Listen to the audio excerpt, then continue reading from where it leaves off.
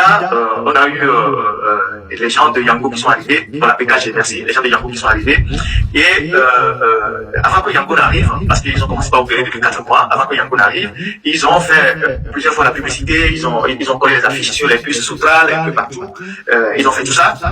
Et avant de commencer véritablement par travailler. Et patatras, la semaine dernière, on voit le gouvernement qui sont communiqués avec des arguments qui sont tirés des cheveux pour dire, bon voilà, on suspend les activités de la société parce qu'elle était en train d'opérer illégalement de moto. En réalité, qu'est-ce qui se passe dans cette affaire-là? Les arguments du gouvernement ne peuvent pas être des arguments solides. Même si, parce que de mes informations, c'est une société qui était même jusqu'à la semaine dernière en discussion avec le gouvernement sur les montagnes. Je suis tombé sur cette vidéo du sieur Ferdinand Haïté où il parlait de la suspension de la société des VTC Yango. Alors, comme à l'accoutumée dans ce genre de vidéo, je viens rétablir des faits. Parce que j'estime que monsieur Haïté a dit beaucoup de contre-vérités et, comme d'habitude, a commencé à théoriser, à dire des choses, prêter des intentions à des gens. Alors que l'affaire est simple, en fait. Alors, pour ceux qui ne le savent pas, quand vous voulez ouvrir une société au Togo, quelle que soit la nature de celle-ci, c'est-à-dire que ce soit une nouvelle société, une succursale, une filiale, il faut aller tout d'abord au CFE. C'est au CFE qu'on fait les premières démarches pour obtenir sa carte de création d'entreprise. Une fois celle-ci obtenue, vous allez à l'OTR, puis après l'OTR, en fonction du domaine d'activité, si celui-ci requiert une autorisation ou un agrément spécial d'un ministère spécial, vous allez vers le ministère en question et vous prenez votre autorisation ou votre agrément.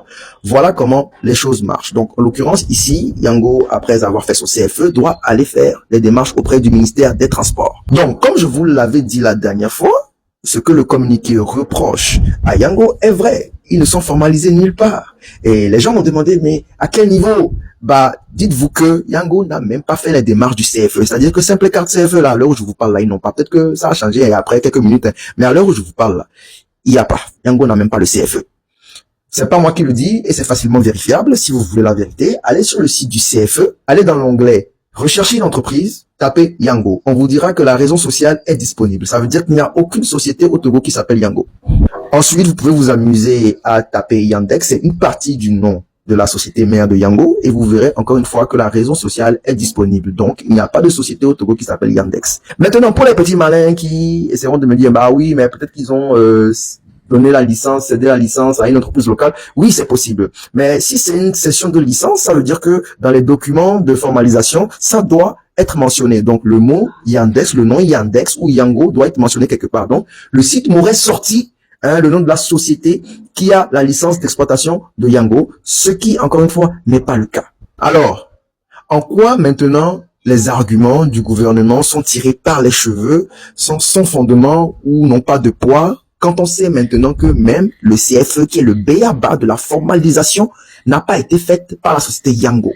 Parfois, soyons cohérents et logiques lorsque nous parlons de certains sujets. Je suis sûr que Monsieur Ferdinand Haïté, si après 1 an, 2 ans, 3 ans d'exploitation, il s'était rendu compte que Yango n'avait même pas le CFE, il aurait été la même personne à venir tirer sur les autorités togolaises pour dire que oui, ils ont opéré en toute illégalité, etc. Aujourd'hui, on ne demande qu'à la société Yango de se formaliser. Ça aussi, on en fait un problème. Ça aussi, on en fait des théories du complot. On veut impliquer des gens qui peut-être ne sont même pas impliqués. Et voilà. Ensuite, monsieur a été dit non, mais jusqu'à la semaine passée, ils étaient en pourparlers. Oui, ils étaient en pourparlers. Et j'aimerais poser une question. Logiquement, on fait le pourparler avant de commencer à exercer l'activité ou bien on commence l'activité et on fait le pourparler? Question que je vous pose. Même s'ils sont en pourparler, est-ce que le fait d'être en pourparler les rend légal pour autant?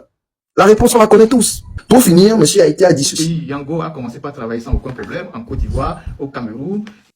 Donc là, monsieur a cité des pays où Yango s'est installé sans problème. Comme pour dire qu'au Togo, il y a toujours des flous quelque part. Mais pour le Cameroun, c'est faux, je suis désolé. Au Cameroun, Yango s'est fait suspendre pour les mêmes faits. À savoir, commencer à exercer sans être formalisé pour autant. Ce n'est pas moi qui le dis encore une fois. Si vous tapez suspension de Yango au Cameroun, vous trouverez beaucoup d'articles qui en parlent. Donc, chers amis, je ne sais pas pourquoi vous cherchez la petite bête partout.